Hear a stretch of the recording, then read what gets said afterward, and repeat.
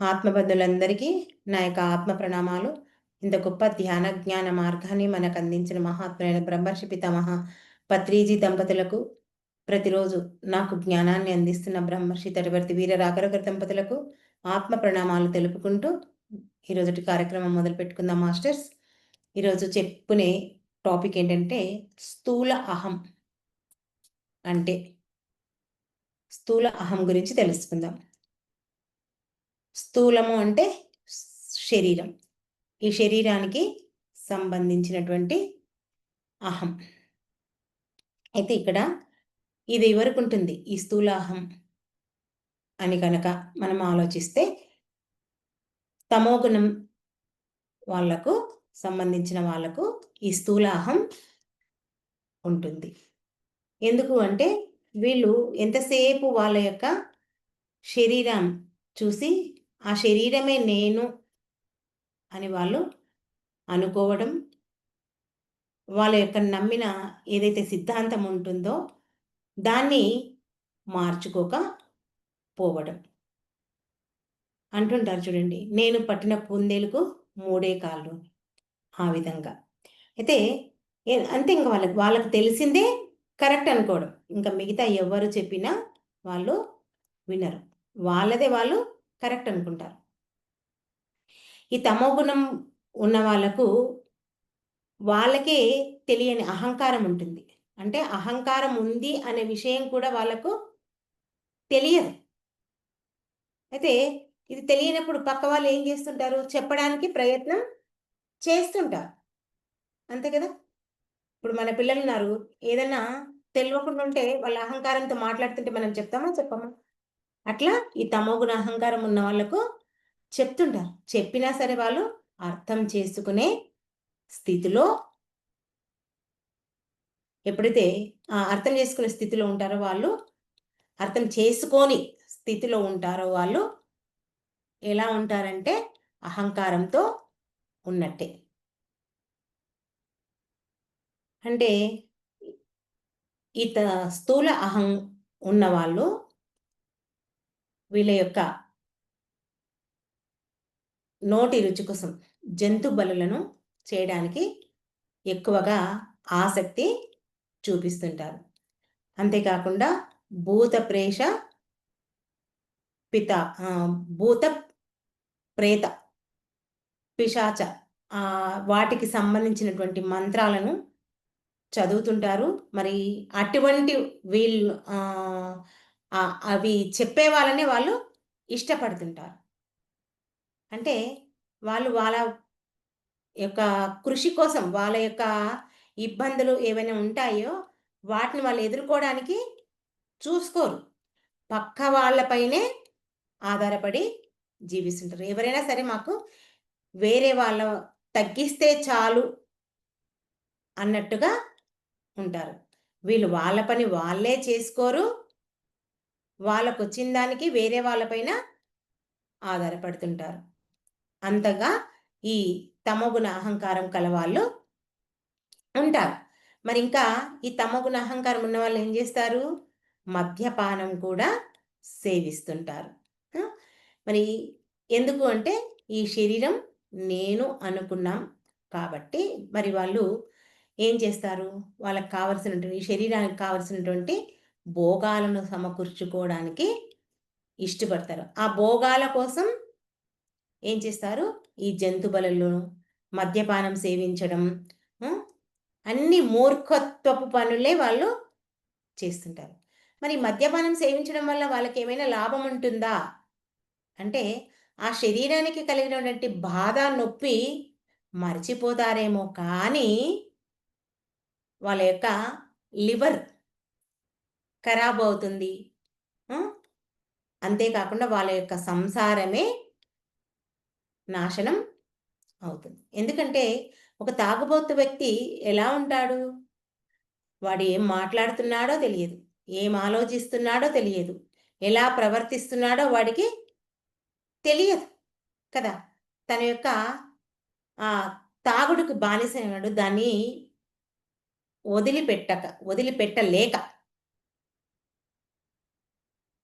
తన ఇంట్లో ఉన్నటువంటి డబ్బునంతా ఖర్చు పెడుతుంటాడు.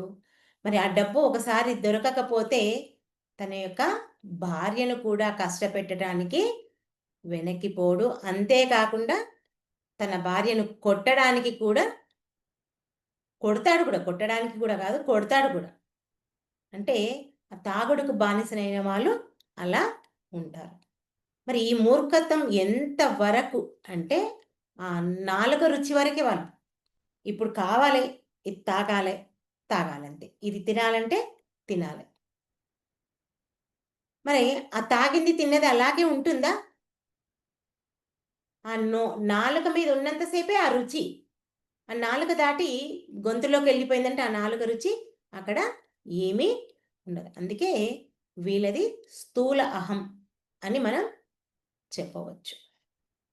మరింకా ఇది ఎలా పోతుంది అంటే వీళ్ళకు మామూలు వ్యక్తులు చెప్పితే సరిపోదు.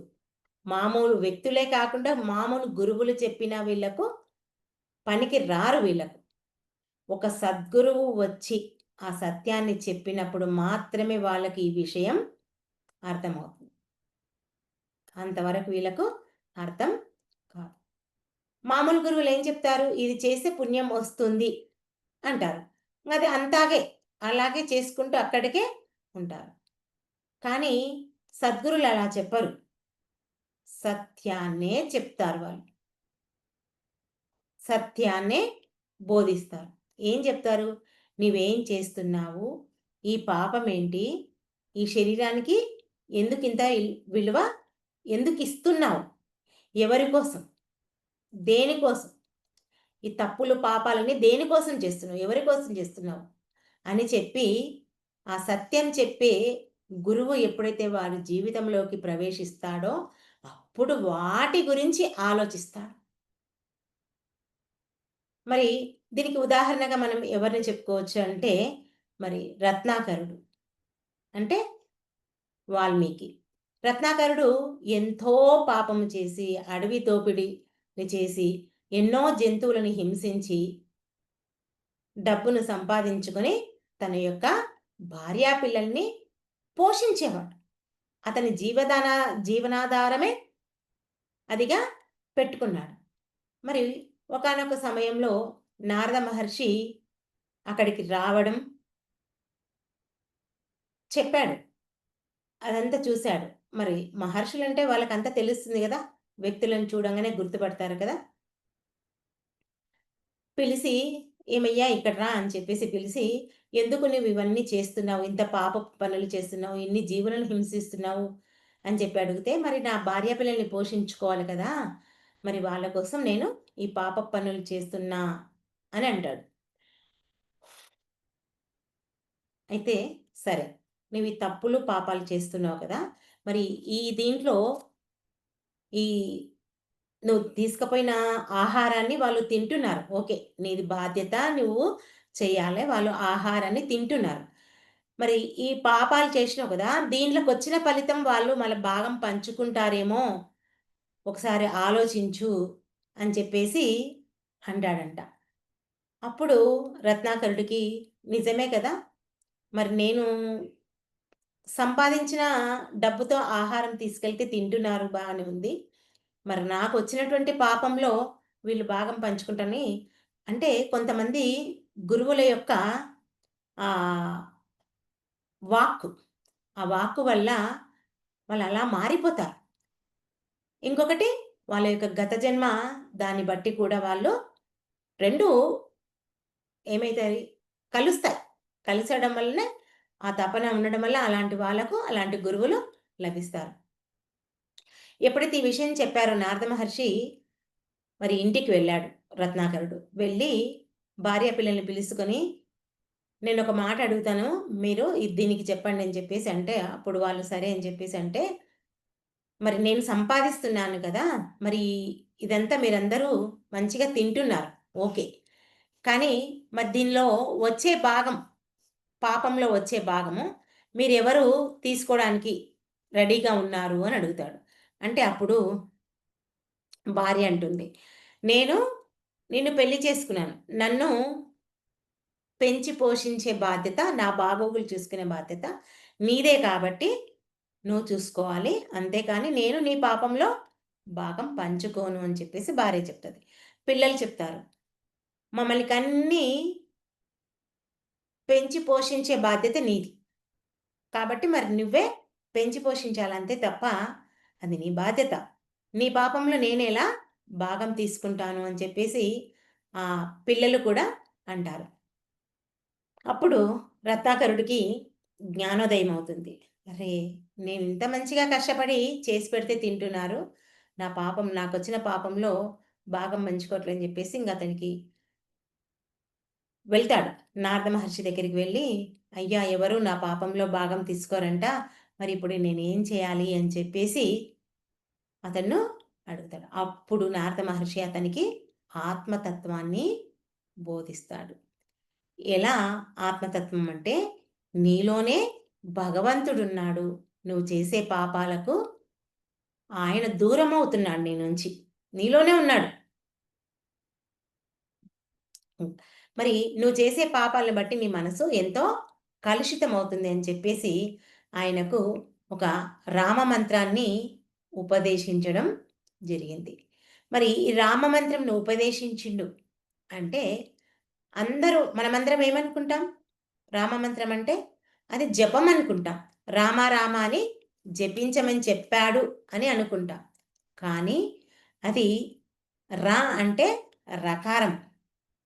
ఇక్కడ ఆ ఆకారము ప్రకృతి. మా అంటే జీవులు. ఈ 3 ఒక్కటే. అంటే ఆ పరమాత్మ అంటే అందులో నుంచి వచ్చిందే ఈ ప్రకృతి. ఈ ప్రకృతిలో నుంచే మరెవరొచ్చారు? ఈ జీవులొచ్చాయి. పరమాత్మ, ప్రకృతి, జీవులు.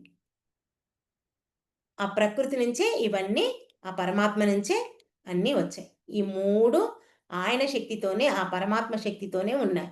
మరి ఆయనే ఇవన్నీ నడిపిస్తున్నాడు. మనం అనుకుంటున్నాం మనం నడుస్తామని. కానీ ఈ విశ్వాన్ని నడిపించే వాడు ఎక్కడో లేడు మళ్ళీ. మనలోనే ఉన్నాడు. అదే విషయం నారద మహర్షి రత్నాకరుడికి చెప్పారు. అది అందరూ తెలియక రామ రామ అని పేర్లు పెట్టుకుంటున్నారు. అదే పనిగా దాని గురించే బోధిస్తున్నారు. కానీ ఈ కలియుగంలో ఆధ్యాత్మికకు అర్థం తెలియట్లేక అలా చేస్తున్నారు. ఆ అంతరార్థాన్ని వాళ్ళు తెలుసుకోలేకపోతున్నారు. తెలుసుకోకనే వాళ్ళేం చేస్తున్నారు? ఆ మంత్రాన్ని ఈ పెదాలతో, నాలుకతో, మనసుతో అన్నీ కలుస్తాయి కదా! వీటన్నిటితో జపిస్తుంటారు. మరి అలా జపించినంత మాత్రాన పరమాత్మ తత్వం మనకు అర్థం కాదు. మరి పత్రిసారి ఒక మాట చెప్పేవాడు. ఏమని? అంటే మంత్రాలకు చింతకాయలు రాలవు అని. మనకందరికీ తెలుసు మంత్రాలకు చింతకాయలు. అందుకే మనం మంత్రగాళ్ళ దగ్గరికి వెళ్ళేవాళ్ళం. వాళ్ళనే ప్రోత్సహించేవాళ్ళం. కానీ పత్రి గారు ఒకే మాట చెప్పారు. మంత్రాలకు చింతకాయలు రాలు. నీ చింతలు తీరాలి అంటే నీవు తప్పకుండా శ్వాస మీద ధ్యాస ఉంచి ధ్యానం చెయ్యాల్సిందే. ఎప్పుడైతే నువ్వు ధ్యానం చేస్తావో ఆ ఆత్మతత్వాన్ని తెలుసుకోగలుగుతావు. కర్మ సిద్ధాంతం గురించి పూర్తి అవగాహన వేరుపడుతుంది. ఎప్పుడైతే కర్మ సిద్ధాంతం గురించి అవగాహన అవుతుందో మనం తప్పుడు పనులు చేయడానికి ముందుకు వెళ్ళం. ఆలోచిస్తాం. ఏ పని చేస్తే తప్పవుతుంది? ఏ మాట మాట్లాడితే మనకు కర్మ అవుతుంది? చెప్పుకుంటున్నాం.